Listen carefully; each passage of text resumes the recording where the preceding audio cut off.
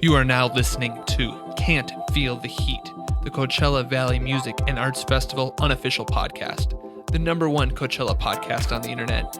Our mission is to explore the complexities of Coachella, covering the news, music, artists, technology, culture, and business of the greatest music festival in the world. Can't Feel the Heat is hosted by Tom Nash at Podcast Center LA in Torrance, California. Welcome to Can't Feel the Heat. We are the #1 Coachella fan podcast on the internet. Our guest today is Bryce Carr. Bryce has a background working in the music industry, and he is currently pursuing his MBA. Past companies that Bryce has worked for are Superfly, Bands in Town, and Ultimate Ears. Bryce is currently doing artist management and is also a partner at Smooth Jaws. Smooth Jaws is a record label and management company based in Los Angeles. Bryce, thanks for being on Can't Feel the Heat. Thanks so much, man. I'm really happy to be here. Awesome. Yeah, we're really happy to have you. So you've been to Coachella a few times, haven't you, Bryce? Quite a few times. I think my first year was 2007, and then through different, going out for work, multiple weekends and things like that, I think I've been about 12 times now. Amazing. I'm going for number 10 this year, but it's there we go. 10 consecutive. But I've never gone twice in one weekend. But yeah, it's ambitious. It's such a fun, exciting thing, and it's always interesting to me to kind of watch as I get older, not only how the festival has changed, but how the fans have changed, how the music's changed, how the environment's changed. But it's a fun thing, a very important part of my life. So you've worked the festival before? Yeah, so I've worked for companies that have helped out with clients that were at the festival. So to kind of wind it back to my first involvement with that, I worked for a company called Ultimate Ears, which is a division of Logitech, and they make the InEar Monitors that artists wear on stage. So when you're watching a band and they have like earbuds in their ears as they're performing live, that is a InEar monitor system so they can hear themselves. And every artist wants to hear the other instruments at different levels. So like if you're the guitarist, you want to be able to hear, some of like the drums, for example, you want to hear where that beat is, or the bass player and the drummer want to be really in sync. The vocalist will want to hear the melody to know what vocal note to hit. So every member is hearing different amounts of those instruments in a unique mix. And so the company I worked for made those custom molded in-ear monitors, and we would, of course, have a ton of clients out there. So that was once I transitioned from going as a fan for a few years, I transitioned to going for work for a few years. And that was kind of the beginning of me working around Coachella, where Coachella is no longer fun, it becomes work. Right. Man, the technology in that's got to be crazy though, right? But yeah, the technology is pretty crazy. In the earpieces, you range from a bunch of different armatures and drivers, depending upon the manufacturer and the model. But you're looking at, 6, 8 different speakers that handle different frequencies. Right. And then that all kind of fires right into the eardrum.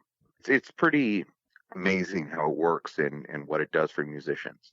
Yeah, that's fascinating, man. And to put 6 little micro speakers in an ear is crazy. Yeah. It's basically the technology started just from being, supercharged hearing aids, essentially. And they're just very high fidelity, very powerful, very durable. And of course, it's all custom molded, which is great. And that's the interesting thing. I mean, if we look at Coachella and their relationship with, I believe it was Dubs, the Doppler Labs product. Remember that one year that when you got your tickets, a certain amount of people were given earplugs for hearing protection. Yeah. And then I know a lot of the different festivals will have either at the medical tent, or they'll be able to give out foam earplugs, or they'll sell them at the gift shop, or different things like that. I've seen Doppler Labs be a sponsor at some of the festivals I've gone to, where you can actually buy earplugs for hearing protection right there. I think that's something that the whole music community, both in terms of fans and performers, is really beginning to latch onto. Do you have a certain brand that you recommend? I like those Doppler Labs. Yeah. I'll use custom molded microsonics. They're probably $150. You get it custom molded to your ear, which is great. But if you're looking for a cheaper, quick and easy thing to use, those Doppler labs, I believe they're called Dubs or something, they were back in the day, are great. Hey, Bryce, what was a typical day like when you were working there? It's interesting because, if I look at some of the experiences I've had with different festivals, be it, a Warped Tour, Outside Lands, Coachella, of course, it really kind of depends on what the day is and what clients I have or potential clients I have that are playing that day. So I've had days at Coachella where, you just bike on over early in the morning and you get there and, people are kind of setting up and you're running around from trailer to trailer. In the artist area at Coachella, it's one of the festivals where most of the artists have their own trailer in a designated artist area. So instead of saying, hey, behind this stage, all the bands playing on that stage will have their dressing rooms or trailers. And behind that stage, that's where those bands will be. They kind of have like this cool artist community where all the artists have their trailers. So it's really nice to be able to go over there. And in my experience, what I would do would just be check in with existing clients, making sure they were happy. With a lot of the in-ear monitors, they have the cables. And of course, with all electronic products, when you have someone on stage who's sweating a lot and running around, it isn't the best for these components. So I would work to kind of clean their in-ear monitors a little bit, replace the cables. And then of course, the great thing from a sales perspective for all of these companies such as, Fender guitars or Marshall amps is that you have what 100+ clients or potential clients all in one place. And the whole industry's there and their managers are there and their managers have other bands. The label's there and the label pays for tour support. So the label represents every other band. So you have the opportunity to connect with all these people and hopefully, the way it gets justified is to bring in new business.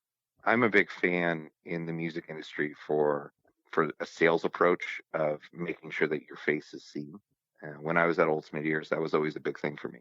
It's making sure that you're out at the show, either supporting the guys or just helping them out with what they've invested $1,000+ into your company with, and just making sure everything's working as it should. So I would do that and run around and then try to catch some sets. It's always interesting. I've been lucky enough a few times to have the monitor engineer, which is the audio engineer who's controlling what the band hears. The monitor engineer would give me a wireless receiver and just mirror the channel that he would be on or that the band would be on, and I'd be able to hear the band's mix as they're performing. Shell is a really interesting place to do that because you have so many different channels and so much going on. But festivals are also interesting from the band perspective because they're so chaotic. You go to a show and you're at home and you're going to a show, that band gets there early. They have an ample time to do a sound check. They're there 2, 3 p.m. in the afternoon practicing, loading their gear, and then they're just killing a little bit of time until they perform. But at Coachella, you don't really have that opportunity. If you're the headliner on, say, Friday or Saturday, you might get there on Thursday, and they've worked it out with the city to be able to let a sound check happen for the big name acts on Thursday night. But with, a lot of these smaller bands, they get there, they just load all their equipment on stage, do a quick little line check, which means they're just checking to make sure they're getting the right output of everything, and then they're thrown into the fire. So festivals are always crazy for bands, but it's great for the exposure that the bands have. Wow. Okay. I love getting that perspective. Can you tell me a little bit more about what the artist area is like? The way you described it sounded really cool. I was just trying to picture it a little bit. Yeah, for sure. So where it is historically is if you are looking at the main stage and you're out in the crowd looking at that main stage, if you go to the left-hand side of that stage, so from the performer, it would be stage right, and you walk backstage there, there's an artist compound that has kind of like if you go to a construction site or if you're on a movie set, they have those types of trailers and they just have those set up and they put a lot of the bigger artists in one area. The headliner probably negotiates into their contract a private area with separate catering so they don't have to interact with other artists and people. But for the majority of the artists, they're in this little area. Trailers are set up with probably 6 units, 3 trailers, 6 units, and they're little like nooks. So all these bands kind of have like a patio area right in front of their U-shaped trailer configuration, and you just have little pockets of these U-shaped configurations. And then of course the sponsors are there with their products to give out to artists, be it Heineken or be it, like a company that has sunglasses. So you kind of have a lot going on back there, and then the artists will have their guests, the crew will be there. There's a lake back there too that's used for the polo grounds, and the artists have access to that little lake area. You can sit next to the lake and mellow out, which is nice. I've taken many a quick nap next to that lake. And then the catering is done behind the outdoor stage, kind of over by, what would that be, Gobi? Is that Gobi, or what is the smaller one over there? Yuma? Yeah, Yuma, I think. Or no, it's over by Gobi. You're talking So over there, okay. Yeah, Gobi and an outdoor stage in the corner. There is artist catering. So there are different like shuttles that will run back and forth to take people there. And they have an awesome catering company that they use. I believe it's called Dada Catering. They do a lot of festivals. But I don't want to jump too far ahead, but where I was this last summer was a music festival company. And then I've been a huge nerd of the music festival space for a long time. And Coachella does such a wonderful job in terms of laying everything out and trying to keep everyone happy. And a large part of that is being a pioneer in the space. They're promoted and owned by Golden Voice, of course. And Golden Voice has been doing this for so long that they've really got everything dialed in. And AEG owns Golden Voice, and they're leaders by far. So everything is laid out really well. Everything sounds great. They do a good job of keeping artists happy and respecting artists' wishes. And just logistically, it's been really interesting to see that festival grow. Who do you think will be playing this year? It's a good question. I like to look at the different routings, and there are a few ways to kind of nerd out and see who is likely, who's not likely. And Coachella Forum, the message board on Coachella's site, there's actually a thread that does a really good job of mapping this stuff out as well. But there are a few clues as to how this all goes down. Off the bat. So festivals have something called a radius clause. Have you guys ever talked about that on your show before? No, not really. Yeah. I mean, okay, cool. Go ahead. Tell us all about it. Yeah. I'll go through the process. So if I am the talent buyer for Golden Voice and Coachella, and I'm talking to like William Morris, who's a big booking agency, and I say, hey guys, I want this artist to come play this show. And they go back and forth on a number. Coachella says, I'll agree to this, but for X amount of time before and after Coachella, the artist cannot play a show within 250 miles of Coachella. And that's done to make sure that sales aren't lost by people who might potentially stay in Las Vegas hoping to see a show in Las Vegas, or I'll just stay in LA and see the band in LA. And they are, I think it's like 6 months at least. But that's pretty standard now for most festivals, is to have radius clauses that are about 250 miles. And it's interesting because there are exceptions to that. So the exception is if the promoter, who is Golden Voice, would sign off on something. So they can allow an exemption, and they can also allow it for their own shows. So Coachella over the years got so big that it was selling out. And you can't add a third weekend to Coachella, but there are still fans that will pay money to see these bands that Golden Voice, I guess, owns the rights to in that market for that amount of time. So Golden Voice started to do those pop-up shows where you'll see like, hey, Golden Voice has this venue at El Rey. We have the band that's the perfect fit for the El Rey. Coachella is going to sell out or is already sold out. Let's have this band play the El Rey, and we'll at least make more money off of that. So it's a really smart business decision, and it works well. There are people, because let's face it, Coachella started in '99. There are people who have grown up with Coachella, but for probably very good reasons, do not want to go out to the desert anymore, can't, or have family, or just can't spend a weekend running around doing all the crazy Coachella things. So they still want to see their favorite bands. They can just see them in LA, or they can see them in San Diego, or they can, different things like that. And still, Golden Voice AEG still makes money. Fans are happy, bands get paid, and it works out really well. So that's kind of how the whole radius clause thing works, which is an interesting and important part of the festival landscape around the world now. Right. Hey, Bryce, do you have any advice for people who've never been to Coachella? Yeah, come to your senses and go. It's an interesting thing, right? Because I'm doing my MBA at USC, and there are a lot of classmates I have that moved out to LA. And last year we were all trying to figure out, like, hey, are you guys going to go? And I mean, the most important thing that everyone will tell you is to stay hydrated. On one side, it's the music festival where you're running around, and of course, you're going to be very thirsty and very hot. But you're in the desert. I've had Coachellas where it's been cold and rainy. I've had Coachellas where it's been probably 105 degrees, and just always make sure that you have that water. One cool thing that Coachella does is the recycling program for water bottles, where if you find that people are just throwing their empty bottles on the ground, you can bring that to designated recycling stations and trade that in for, like an unopened water for you to consume. They've also kind of grown that in recent years in really interesting ways, where you can, if you pick up these recyclables and turn them in at these recycling stations, you can redeem them for Coachella merchandise. Oh, cool. So they've done really smart things like that. Like, that's one of the things that really impresses me about how Golden Voice operates, is they're always looking for ways to make the experience better.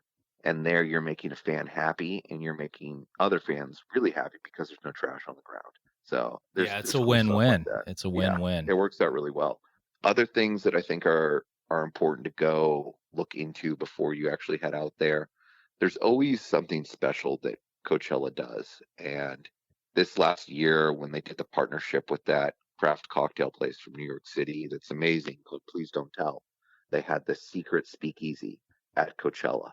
And that was, apparently pretty amazing. I did not get there in time to make a reservation, but always be on the lookout for those types of things. Sometimes they'll sneak them in there, like they did for the Please Don't Tell cocktail lounge at Coachella. Other times it's more of a announced thing, like the big beer area at Coachella now. I really like that. I think that's great. Make sure you know about that. Don't settle for Heineken. I know that that's not what the Coachella people want to hear, because they probably make a fair amount of money from Heineken paying to sponsor the festival. But you can go to this craft beer area and get whatever beer or cider or anything you'd like there. And then over in that area, I'm not sure if you guys have ever been there, but there's that little house that's used for polo events, and they keep the house open, and there are TVs in there. It's like a sports And bar, isn't it? yeah, exactly. Yeah. So if you ever, I know people who have, wanted to check the score real quick or watch the game and cool off in an air conditioned area for a little bit. Yeah. That's kind of like a cool hidden place to go. Yeah, that is a good little hidden spot. It was hidden. Yeah, it was Until hidden. I right blew it. now. Sorry, everyone will be No, there. I'm kidding. That's good. That's a good tip, man. What about favorite Coachella memories, Bryce? Oh, there are so many wonderful things I remember, and so many things I don't remember. I don't know. I remember first time or second time I went to Coachella. One memory I had was, I think it was back to back in the Sahara tent, where there was Simian Mobile Disco, then Chromeo, then Justice, or something like that. And I really liked all of those groups at that time, and that was just an amazing thing. Other really fun things. The reason I work in music and decided to work in music for my life happened because of an experience I had at Coachella. And I remember the first time I went, 2007, the night the Chili Peppers headline. My good friend and I really wanted to see them, and we did the whole, camp out for most of the day at the main stage, try to get as close as you can. And I remember being, like 2 or 3 people back from that barricade, being entirely squished. But that music came on, and I turned around to see who was squishing me, and all I could see were, like, whatever it is, 100,000 smiling faces of people that are, like, thrilled to be there. And I was like, man, this is crazy. This is creating an experience for all these people that they are absolutely loving. I need to find a way to be a part of this. And so that was definitely a defining moment for me. Other things like I remember an Explosions in the Sky set once that I thought was just wonderful, and I just laid on the grass, was like just chilling. Life was great. There's a lot of really good stuff, a lot of good memories over the years. You describe it very well. Thank you. Yeah. How about you guys? What are some of your favorite memories there? For me, 2010 was a great year. I was just starting to date my wife, and we had a really hard time getting there. I was stupid and followed the instructions on the Coachella website, which say to take the freeways there as opposed to the shortcut through the mountains in San Diego. Uh-huh. So I was all excited, and we ended up getting there super late. It took like 6 hours to get there from San Diego because of the traffic. Yeah. But by the time we got there, Jay-Z was playing that night, and it was just the most fun concert with and Beyonce came out. It was just perfect for her because she hadn't been to Coachella or anything, so it was just very accessible to go see like a pop show like or hip hop show like that. That really stands out to me. And I've seen Hot Chip there probably 3 times, and they're my favorite band, and that always really stands out to me is Hot Chip. Todd Terje a couple of years ago with the Olsons doing electronic music, live with acoustic instruments. Have you ever seen him before? I've never seen that configuration that you're talking about. Yeah, it's supposed to be amazing though. That was really good. And just hanging out on the Doolab, had a lot of fun times doolabbing it up. Yeah, it's a good spot. And then I had for several years, I had a meetup spot, which was, maybe you know this, it's the Lions that are at the beer garden by the main stage. The beer garden closer to Yuma, and there's these stone lions that are part of the polo field, permanent structure. Yeah. And this year they extended the VIP area, so this year the Lions were in the VIP area.